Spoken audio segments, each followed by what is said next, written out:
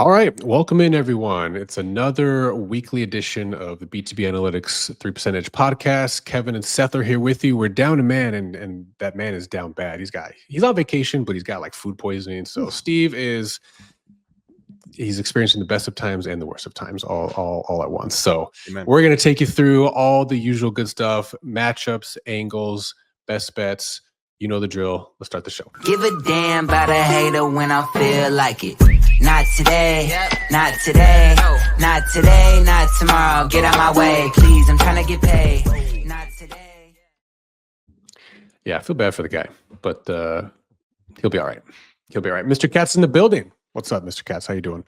All right, Seth, it's another week in the books, man. Again, December football is in full swing. Every week now we got teams clinching playoffs or getting eliminated. So high stakes NFL football. It's a great time of year. So got 5 good matchups, I think, to preview for this week. And then of course we'll talk about the model and some other best bets and whatnot. So let's kick it off and start with Thursday night football, shall we? NFC West divisional matchup.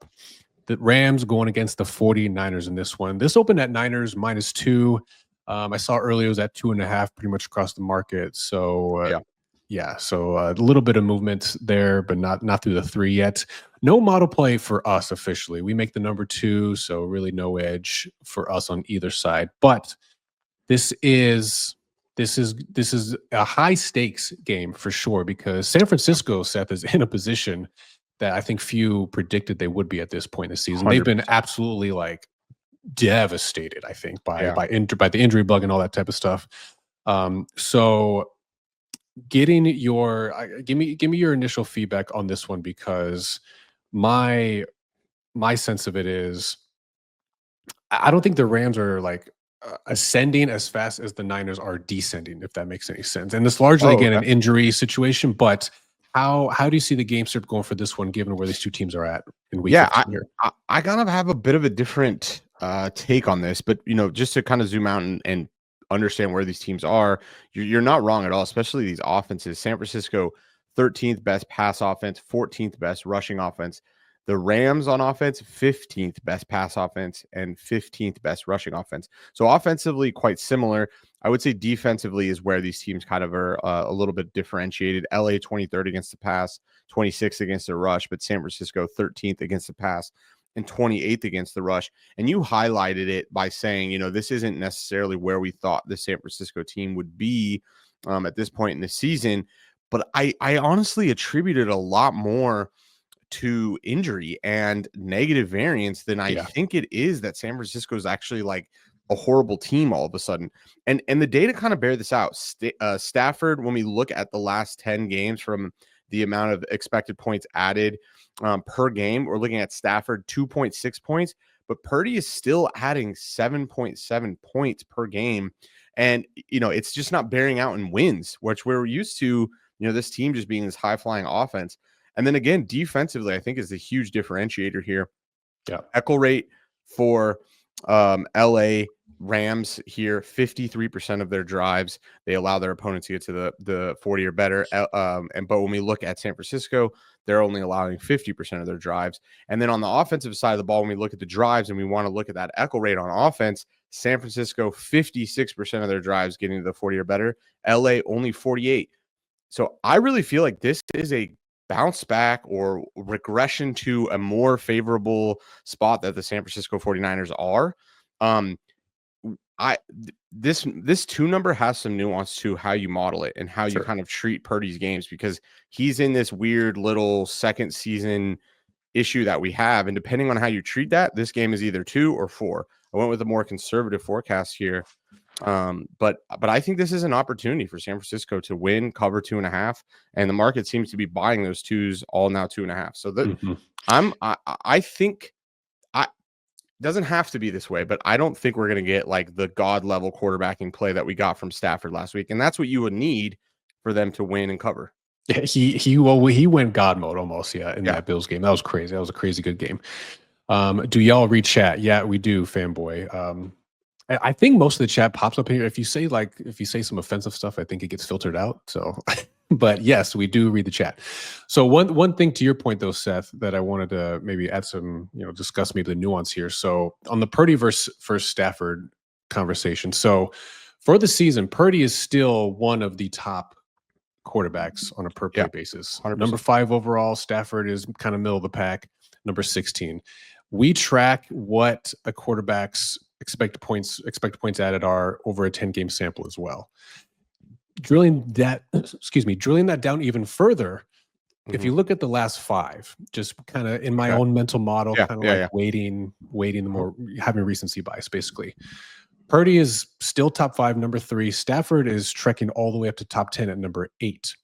So there is, in kind of, again, mental model element of this, there's something to be said about how the Rams are playing more recently, right? Yeah. And a lot of guys back, Nakua's back, Cup is back and all that type of stuff. So that has obviously helped.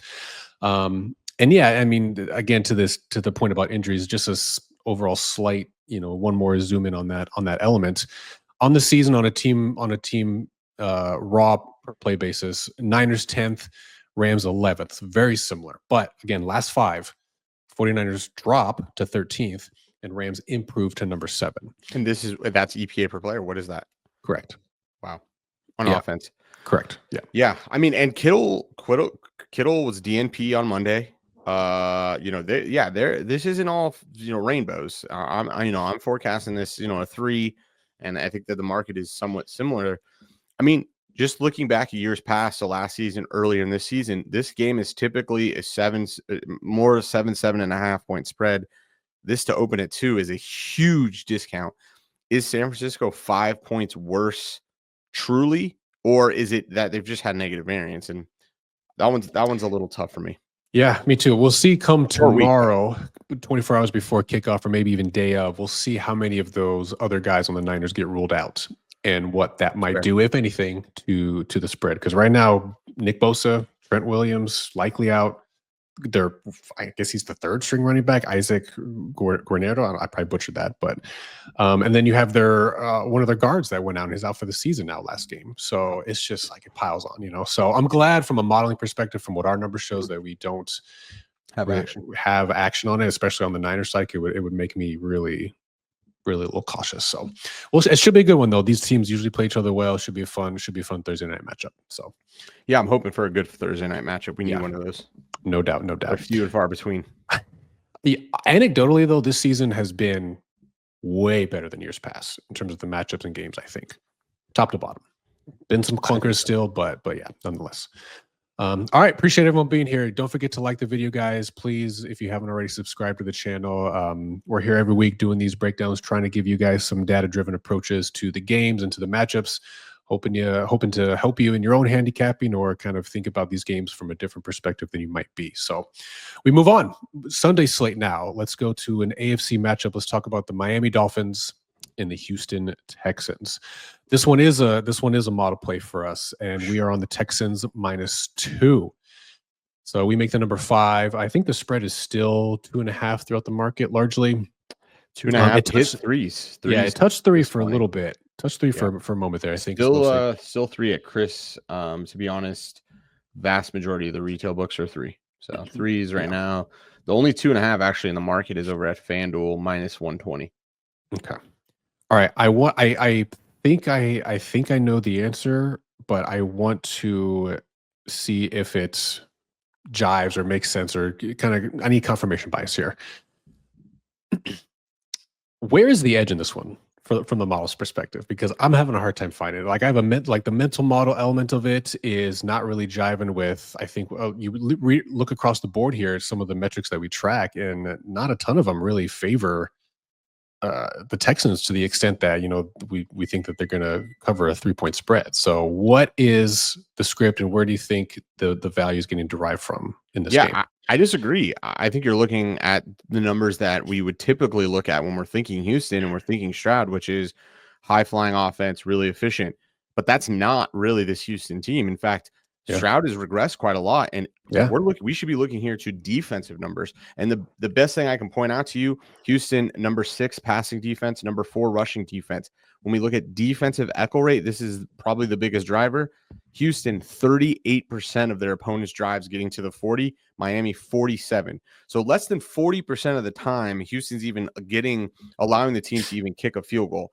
I think that combined with coming off of a bye here, having a late bye in week 14, this can allow some of the offensive pieces to get right. Also, give some rest for this defense. But to me, I think it's the defensive side of the ball. And that Miami win is very misleading. This team struggled offensively and defensively against the Jets, and the Jets were down their best corner. So I'm not convinced here at all that Miami is going to have offensive success. And I think there's a whole lot of reason that we can expect to see a little bit of a bump here for Houston and Stroud and co. Yeah. To me, I think it's those two things. But just to put some numbers on that, no doubt this offense has struggled when we're talking about Houston. Stroud this year, 22nd EPA expected points added in the last game, with only 0.3 points added per game. So he has regressed quite a lot. Yeah. And Tua, we show it's the 7th best quarterback. He's adding about 6.7. But again, when we look at these high-flying offenses, he's struggled or not been able to keep up against Green Bay. That Jets game is very misleading to me. That I think that box score should really end as maybe being generous, a -3 win, not a -6 win. So those to me are what the model's picking up. You see something different?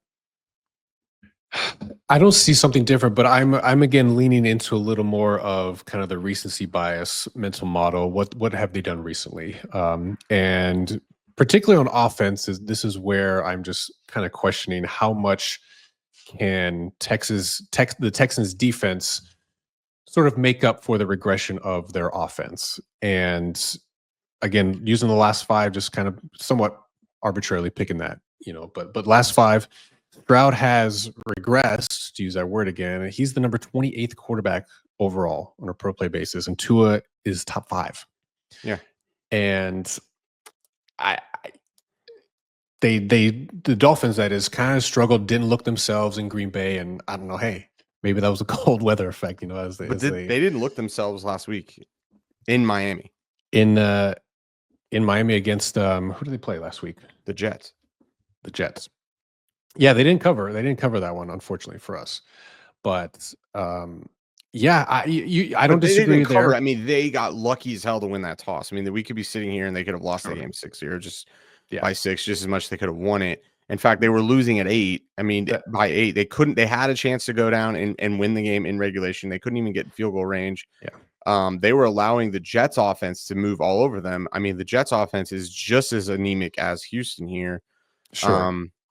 Yeah, I guess my broader point, or I'll kind of tie it out with this, is that Houston they lost Diggs at some point, I forget when, and Mixon's been out a couple of games as well, but they've had Stroud the entire season, and it's been no Collins for a portion, yeah, for sure. So maybe it's a kind of a 49ers-esque situation in this one, where that's part of his regression, or CJ Stroud's in particular, but. I just have a hard time buying what they're selling me, basically, on offense. So this one makes me feel a little. We've been burned by Houston uneasy. We've bet a fair amount on them, and I don't think they've covered once. So this is the time. But I did want to address this question: does your model take into account coming off a bye week? Yes, it does.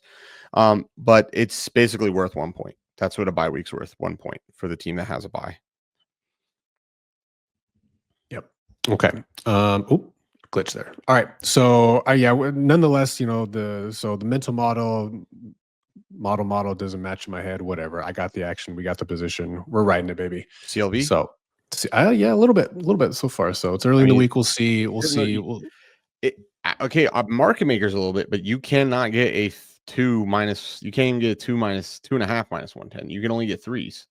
In the market. Yep, you can only get it. I think there's a couple of really expensive 2.5s out there, but yeah, otherwise it's 3s at the moment. So yeah, minus 120 FanDuel. Yeah, which takes your bet to 54% break even. I mean, this we sitting here at 2 minus 110. I mean, we're sitting nicely. Yeah, I agree. So I'll live with that for now. So All right, Yeah, we that's move actually on. been the curse for us. If we see CLV, it Let's- will lose. The market's How getting ironic. slaughtered. I'm going to talk about it later. Yeah. Okay. All right. Let's move on though. We got a few more matchups to break down. This next one should be the game of the week for my money.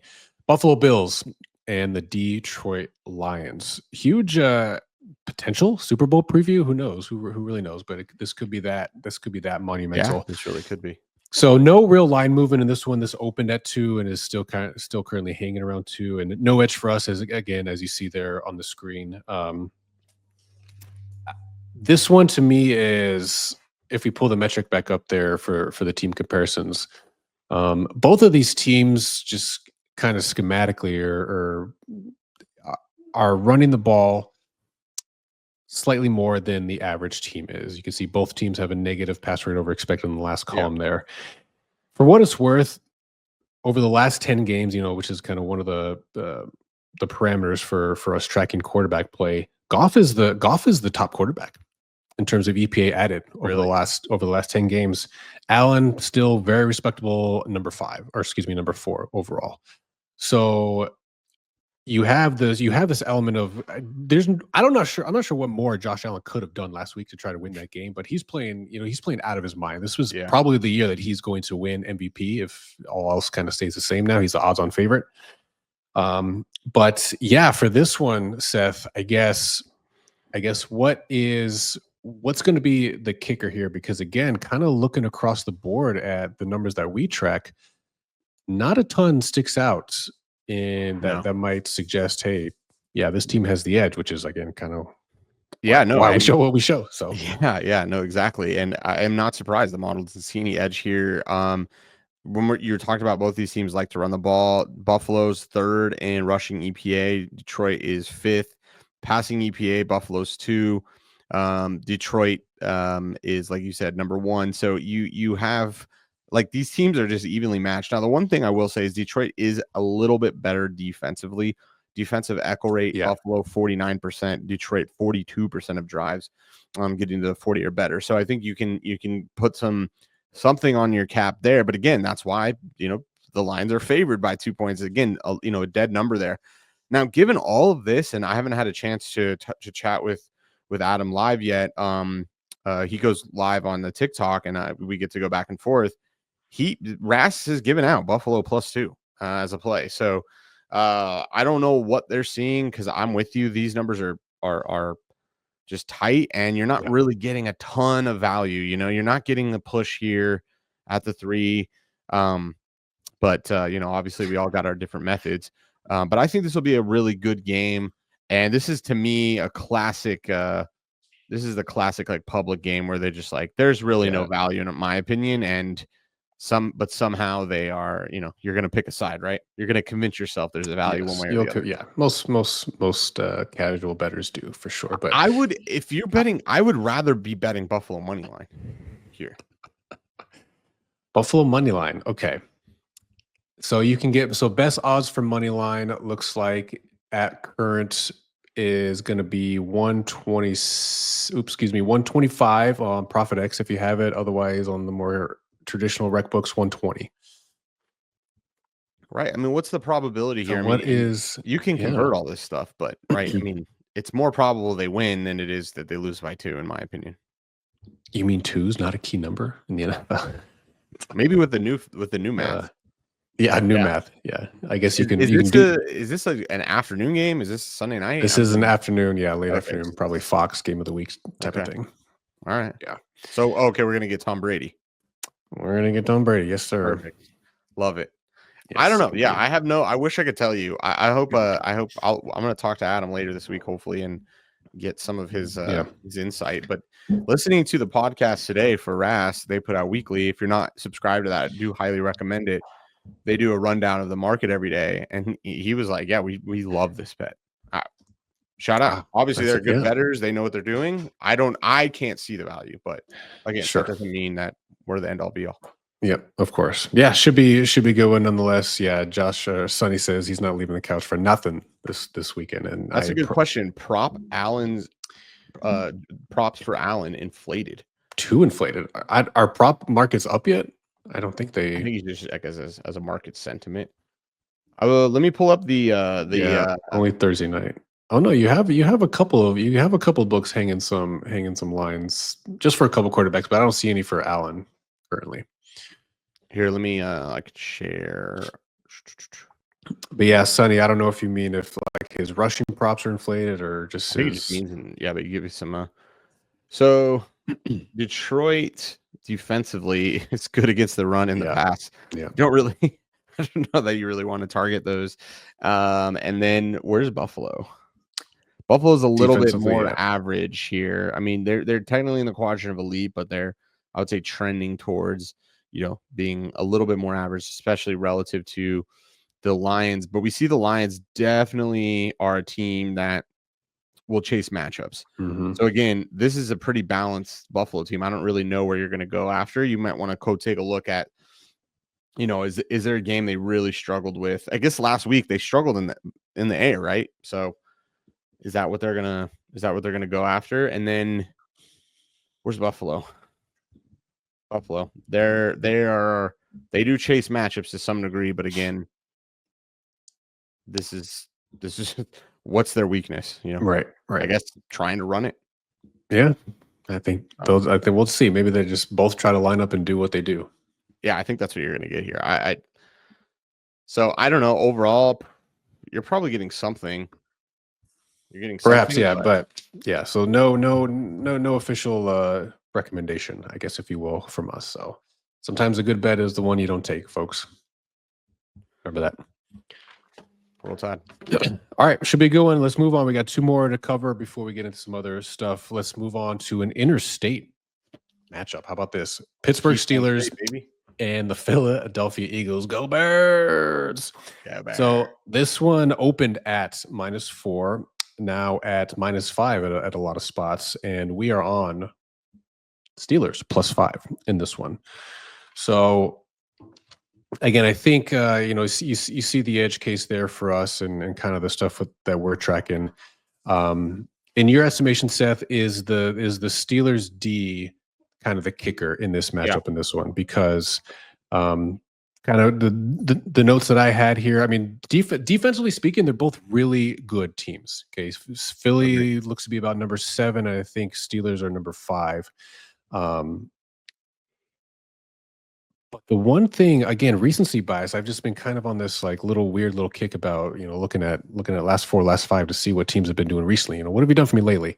The one area where the Steelers might struggle in this one is rush defense. They're number 26 in the last 5 games in rushing defense. And you see there on the end of the columns there, the rush rate over or pass rate over expected for both of these teams in the negatives, aka both of these teams run the ball more than average. Yeah. Is this a another one of those vaunted Saquon games that we're going to see this weekend? Could be. But I think that's, when you try to take a look at these numbers, the Eagles are the better team here. I don't think that's kind of the point. I think it's that they're just not 5 points better. They're a field goal better. They're going to be a tight matchup. I mean, we saw this team and when you want to talk about recency bias, let's go back one game. I mean, Philadelphia doesn't give you a lot to be desired going up against a team that we all probably think is a 30th, 31st, 32nd ranked team in Carolina. Yeah. They damn near could have lost that game. And, this Philadelphia or this Pittsburgh defense is going to be a lot more challenging. Now, the question for me, and I think for the market, and the market's been buying, this was clearly too high. This got as high as 5.5. They're still, FanDuel's crazy. They're still allowing you can take a 5.5. But, Chris has got this thing at 4, Pinnacle at 4.5, and Circa at 5. Yeah. So the market's been buying it back down. But I think you're going to see further buying if Pickens is going to be in this game. If Pickens plays and we're going to get the offense that we've had where Russ is quote unquote clicking, I think you need Pickens. I think if you get that, I wouldn't be surprised if this gets to 3.5, 3.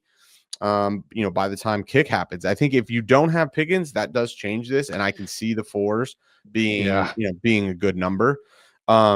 Yeah, just on that note, real quick, I don't know, reports aren't official until Wednesday, but scuttlebutt on the Twitter versus that hamstring, I think it is a little worse than anticipated or originally thought. So it seems like it's already a long shot for him to go this weekend. So It's a long shot. yeah.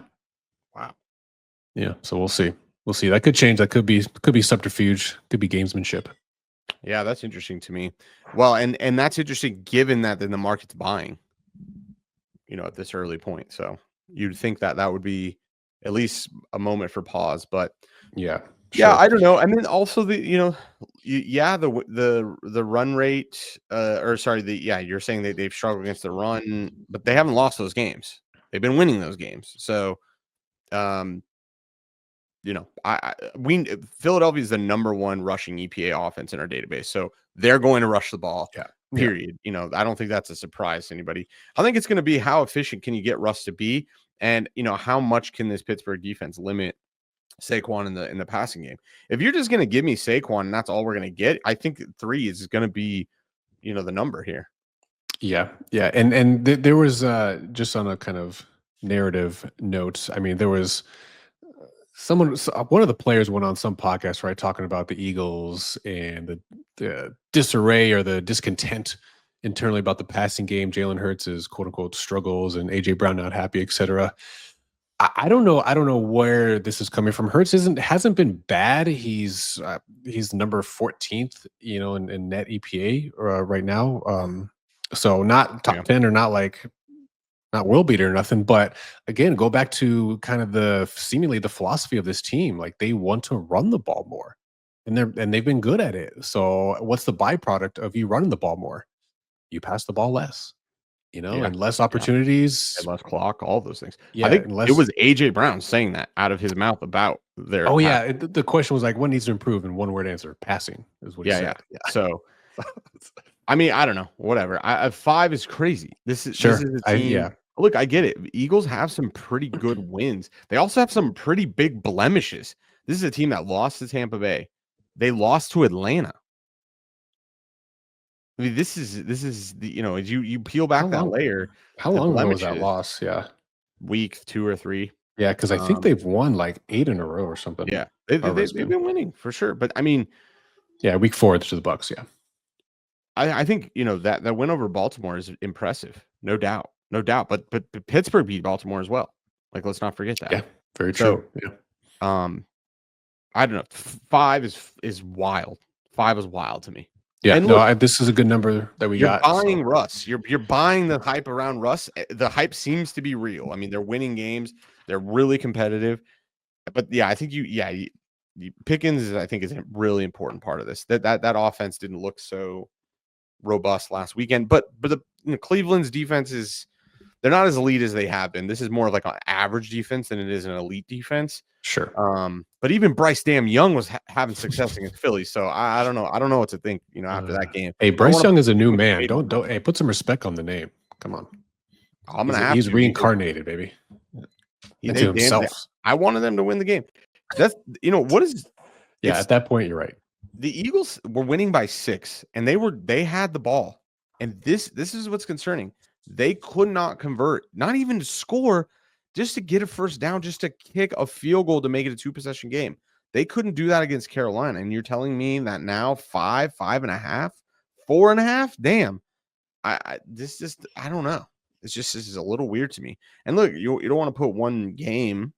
So that's why we put 15 games. All of our numbers are, 15 game samples. So I don't know. I love this bet. I'm going down with the ship on this one. Again, the only reason I might look back and be like, God damn, I wish we had Pickens. But if you have Pickens, I love this bet full. Sure. No, I am with you conceptually on it. Yeah. Chad says can't compare the two. Pittsburgh beating Baltimore. One's division opponent who always beats Lamar. That's why it's called a trap game. Oh, Chad with the trap game drop. Okay. Trap games aren't real. Yeah. So give it to me, baby. Give it to me, baby. Yes. All right. Should be another fun one though. The slate's fun this week. Yeah. At the very least, it's good. It's a good round of games. Let's talk about one more though. Green Bay Packers and the Seattle Seahawks. Is this a Monday night or a Sunday night game? Or neither. Yeah, the Sunday night game on this. It's definitely not the Monday night game. Yeah. Yeah. So Sunday night game, Packers versus Seahawks. This is another model play that we're on. We're on Packers -2.5. This opened at 2. Now is either 3s or couple expensive 2.5s across the market right now. So a little bit of CLV action for us here on this one. I think when I was kind of breaking down or trying to understand again where the edge is coming from in this one, I had to. I've just been stuck on this like last 4, last 5 kick, and Seattle defense.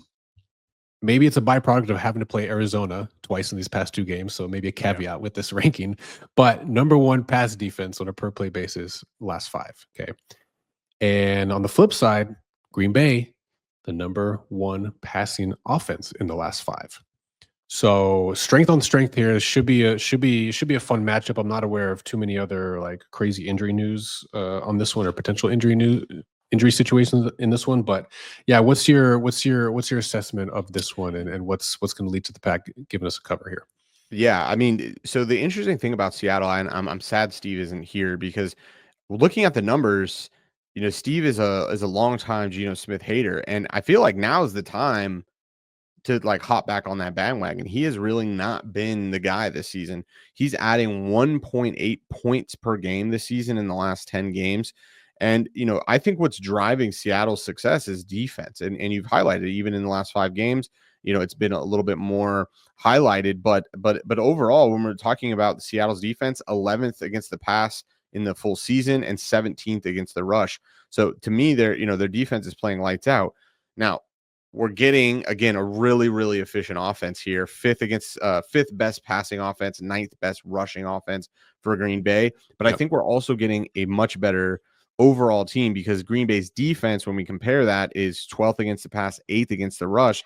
But Seattle is mediocre, 17th passing the ball, 30th rushing the ball. So they've had struggles with the offensive line. I think Green Bay can take advantage there. I mean, this is the team that was seeing real pro mature money here right before the kickoff with Detroit, closing this at 3. And now you're saying, you're giving me 2.5 here for Seattle, who's not in that league of Detroit. For me, I think this is a really great value. Now, Love is going to have to play well. He's kind of been a fits and starts kind of quarterback. And, can we get that kind of full thing, full throttle offense? But when we look at these echo rates, Green Bay, 58% of their drives getting to the 40, Seattle, 48% of the drives, 10% more drives, so for every 10 drives, Green Bay is getting to a field goal or better. So, that's a big deal in a game. And when you're needing to cover that field goal, that could be the difference right there.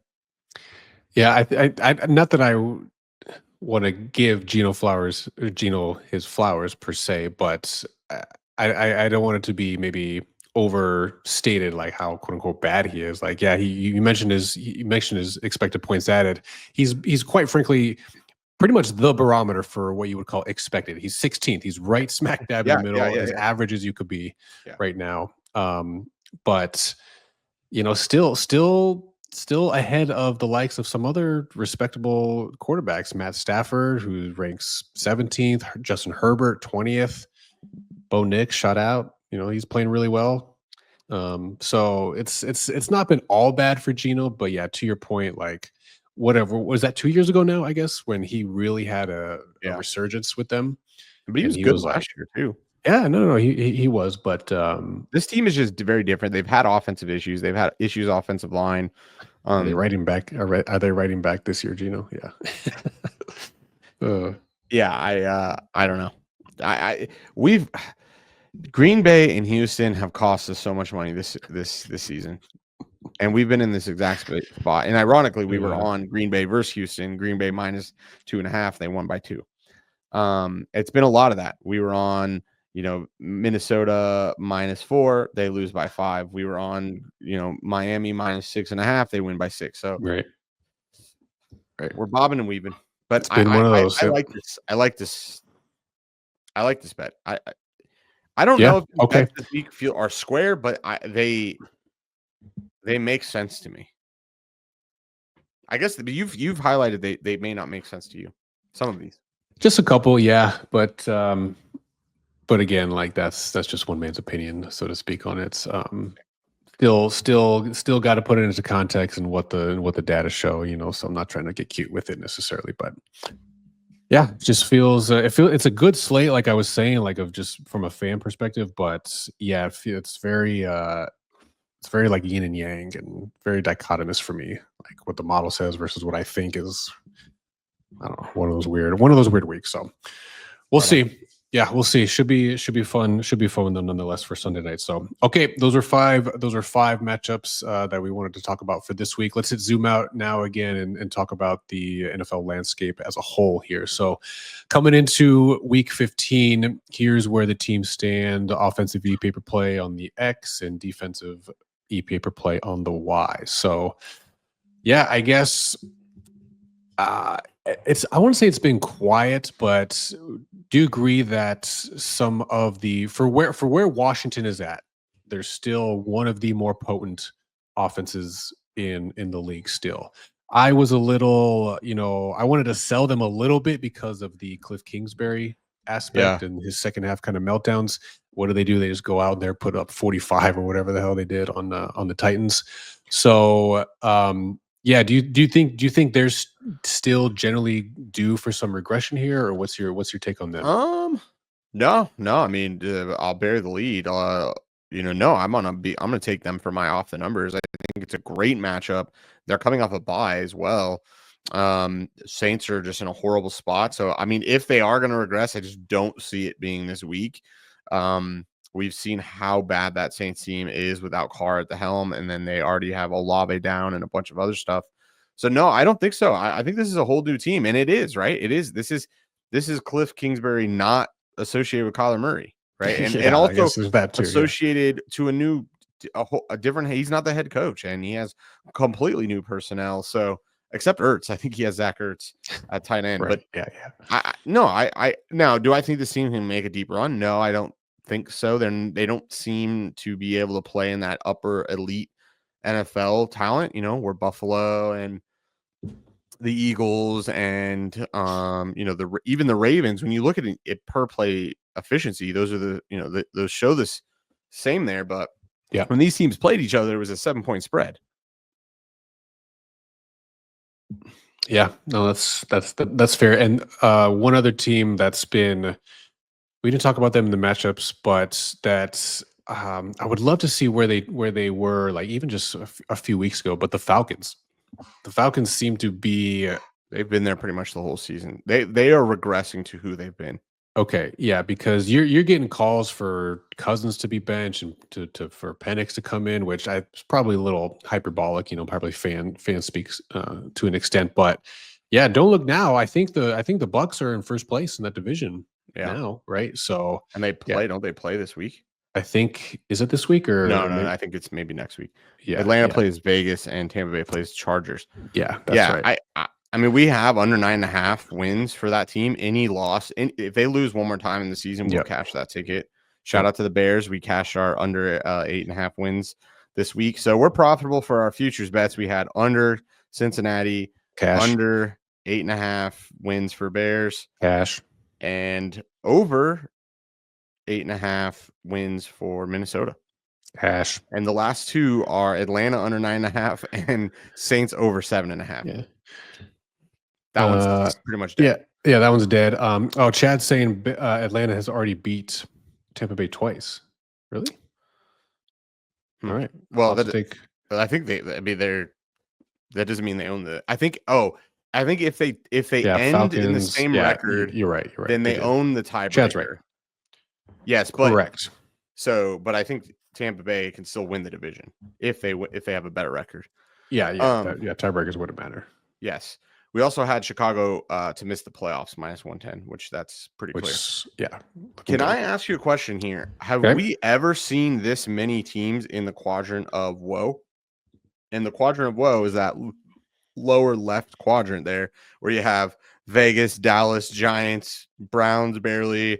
We have the Patriots. We have Carolina. I mean, and then you have like a cluster of teams trying to get there. The Jets, the Saints, the Dolphins, the Colts, Chicago. Right. I cannot remember a time where we've seen this many just dog shit teams. Now, I'm trying to look at this real quick because the scale is not perfect to the right and the left of the of the median here. So we talked about this a couple of times earlier in the season where you had teams like the Commanders, the Ravens, maybe even were like just tilting the scales, maybe they're kind of throwing this out of whack.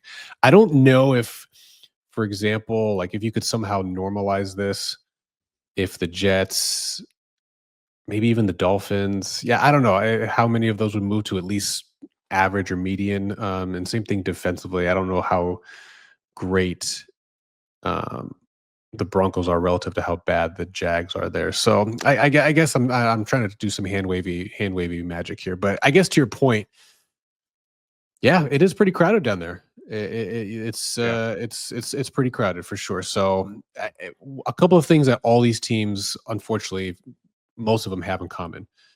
Jags, they've had quarterback issues in and out. Rodgers, huge quarterback issue. Panthers, carousel there. Rookie quarterback for Patriots, shit quarterback for the Giants. Like, so you see a theme kind of emerging here. I think with a lot of these shitty quarterback usually means shitty play, no doubt about it. But then, yeah, and then defensively too, to kind of tie into that, shitty quarterback play usually is going to put more pressure on that defense. This feels more like a college season than it ever has.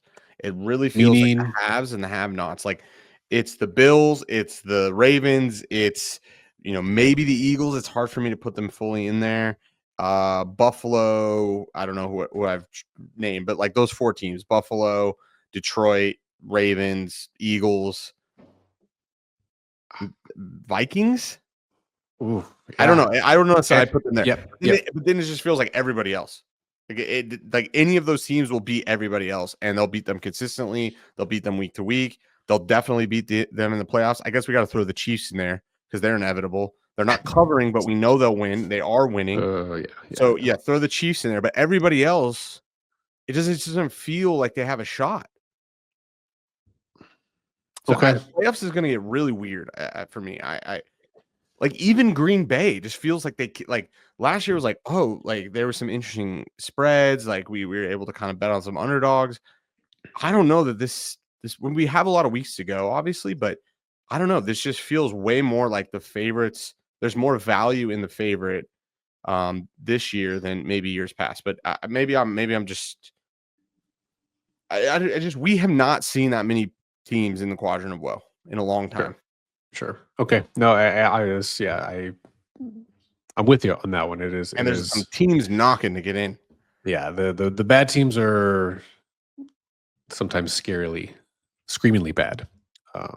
Relative to and then the good teams too. You see, are just when they have really good weeks, it's like holy shit, like no one's beating this team. So, okay, all right, that's good. Anything else? Any other team you wanted to highlight or touch on real quick before we move on? No, I think our Jets. Our Jets ticket for Super Bowl is better than dead, but the Eagles one does seem to be quite alive. So the Jets one is that one. What's the opposite of cash? It got called away. It's dead. It's R.I.P. I don't even know. But I looked earlier this week. I'll just peek at it real quick here. So it is officially worth almost. I guess you would technically say 200% of its original value. So I can almost cash out one of the tickets for 100% profit. Tickets. Yeah, or the cost of both tickets. Correct. Not quite, but almost there. So and we're only week 15. Yeah. So we got them at plus 1,500. I think the Eagles last time I saw plus 550, or maybe 650 in that neighborhood. So yeah, some good value. Sonny says all the bad teams want Shador. You're probably right, unfortunately, but we all know the folly of trying to tank or just the folly of evaluating rookie quarterbacks in general. Like it's not Caleb Williams again. Here we are, generational talent, best situation a rookie could ever ask for. Okay, plus 550 seems to be the best number for the Philadelphia Eagles to win the Super Bowl. Good, so we're in a good position with that one. So hopefully we'll be able to cash a little bit once the playoffs get closer. So, all right.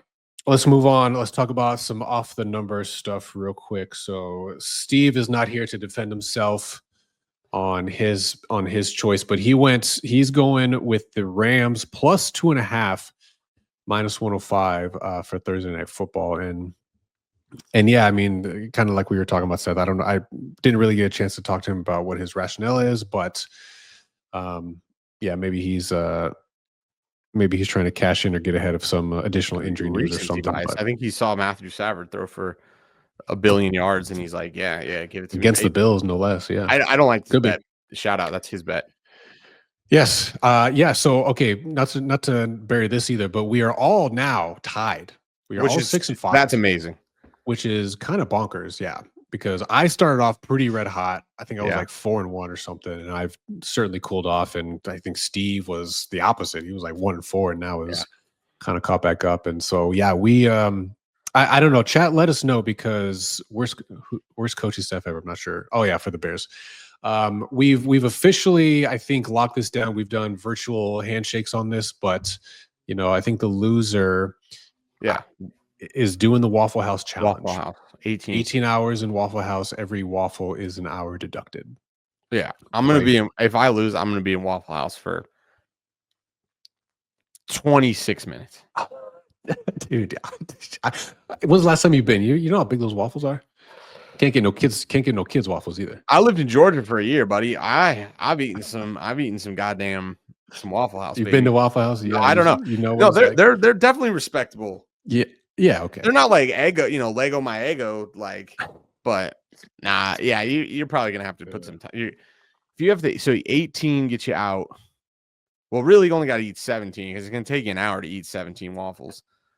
So Jonesy, yeah, for sure, dude. That was my question last week: on or off edibles? If I end up losing and I have to do this, I am definitely going on an edible. And yes, I will. That's like HGH for me. I will crush it. Okay, I don't need it, baby. I'm all natural. Yeah. My off the numbers pick for this week, I'm going with the Broncos minus 3.5 against the Colts. This is, again, I'm just going to repeat my theme basically all show about the kind of recency bias and how, despite Nick's being a rookie and the high variance that generally comes with rookie quarterbacks, he is playing really well and is almost borderline like on this. Almost on the, if it wasn't for Jaden Daniels, like he's on the CJ Stroud of last year trajectory, like just really kind of overperforming relative to his draft status. And he's balling out over there. Last 5, again, he's really come on a number 7 overall in net EPA per play. Anthony Richardson on the flip of that, number 23. So super high variance with Richardson. And he's not, I mean, you actually, correct me if you know this off the top of your head, he might still technically be a rookie in our database. He is. He only has three. Yeah. So both these guys are technically rookies. Actually, this is Bo Nix's 7th home game. So he's almost at the point where he's getting to the. But more to the point for me, this is more of like a feather in the cap for the defense. I mean, this Denver defense is really impressive, really stout. Number 1 overall on a per play basis.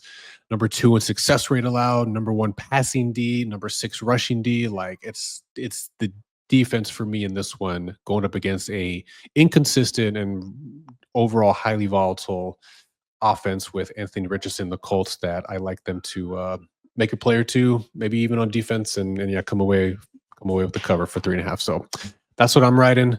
What do you kind of mentioned earlier, Seth, but anything else to add for your Commanders pick? Give me Commanders. I'm just selling the Saints. This Saints team has just been basically a dumpster fire all season.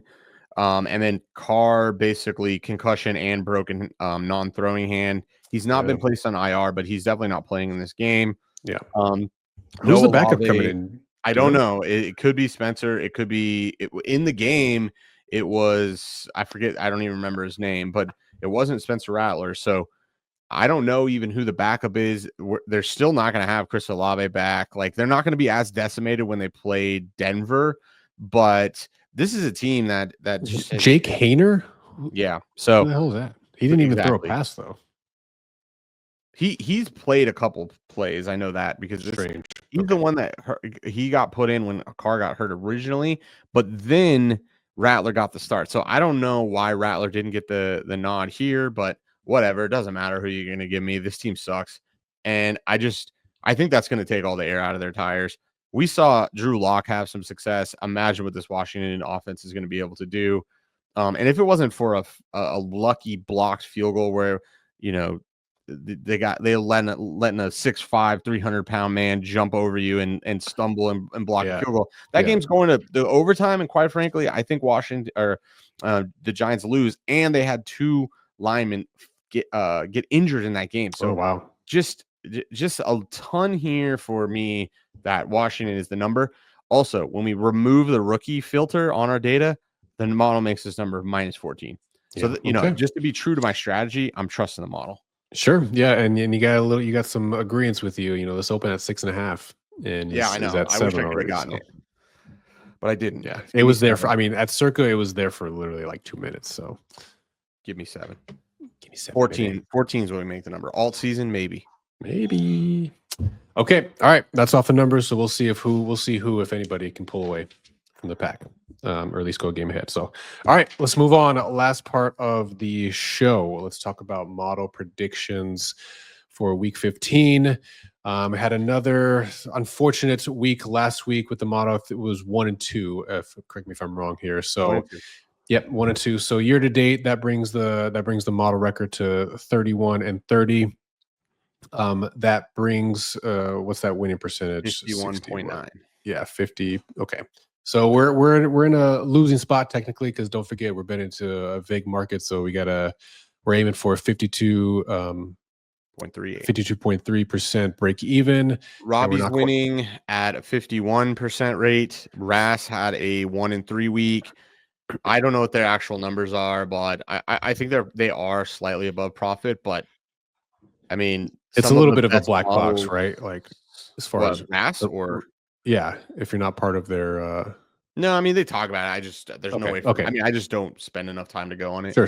Because you can't actually get their picks other than from just listening to Adam. And I've had the opportunity to be able to connect with him on TikTok, so been able to talk to him. But so I mean, NFELO is one of the best publicly available models, and like I said, it's winning at 51%. We're right there at the same. So I'm not really all that discouraged. I was just running the numbers. CLV, we've beaten the market here on 1.5% average per bet, and we're sitting at a negative return. So we should be expecting a 1.5% return, but we're sitting at a negative return. So again, when we're talking about, this isn't an excuse. This is just, why do you believe you should keep betting, right? And it's CLV. So, I mean, when it comes to process, that's the reason to trust the process. That's the reason to keep digging. We know historically we're going to end up right around that 85-ish bet number. And so you can see we have, about 25 more bets to go. So that's why we just keep chopping wood. Yeah. And starting with this week, we got 5 on the docket officially. 5. So So I'll go through them right now. We're on Cincinnati -4.5, -105. Pittsburgh +5, -110. Houston -2, -110. Green Bay -2.5, -110. And Minnesota -6.5, -110. You'll see Ravens on there. It would have been a play. I was literally typing it, and the odd screen, boom, it disappeared. Couldn't get 13.5s. So there was 14s immediately. Once you move through that 14, it's just such a key number. You tank your probability. And the market has just bought this all the way through 15, now sitting at 15 at all the market making books. So if for whatever reason it gets back to 13.5, we would consider betting it. That would probably mean there's some pretty big injury news for the Ravens, which would mean maybe why you wouldn't want to buy it. But I think at this point it's just a missed opportunity. Yeah, and that'll happen from time to time, especially when you're staring at odd screens for hours on end sometimes. Well, and I've timing too a lot. What Circa does is so Pinnacle and Chris open maybe 30 minutes before Circa, and what it's clear that Circa does is if there's like a question number, so let's say Chris and Pinnacle open at 4. What Circa does is they'll open at 3.5 because basically I think what they're doing is they're testing if there's a true floor, and they clearly just test like, does it immediately get bet to the 4?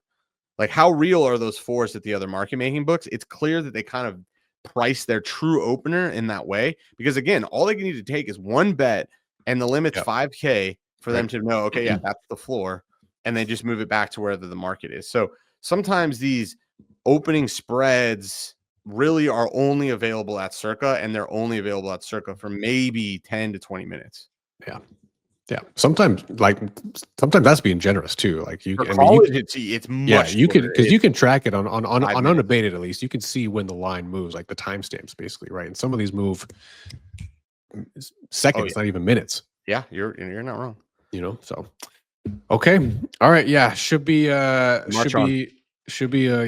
fun weekend. We march on, maybe we're not, like I said, we still got about 20, 25, maybe more bets to go for the season. So not in a position to be discouraged yet. We just keep finding the value where we can, and we march on, baby. Ravens gonna cook in New York. Yeah, shout out. But at what number, Kenneth? There's always a number, baby. Always have a number in mind. So yeah, 15 seems expensive now. Well, but I think Drew Lock is maybe injured, so you may be looking at Tommy Cutlets. I don't know. This is okay. At your own risk. Yes, indeed. 13 all right, number for me. Appreciate you guys all being here. Appreciate the comments and engagement as well. Again, we're trying to we'll try to answer as many or address as many comments and questions as we can. If you guys are interested, again, tomorrow, we're not doing a college show today. Tomorrow, 7:45 p.m. Mountain Time, we'll be doing the college show. Parker Fleming will be the guest. Please tune into that. I think you'll get a lot out of it. So, Seth, it's been real, man. Appreciate everyone else being here. Good luck to everyone this week. We'll be back. Take care. See ya.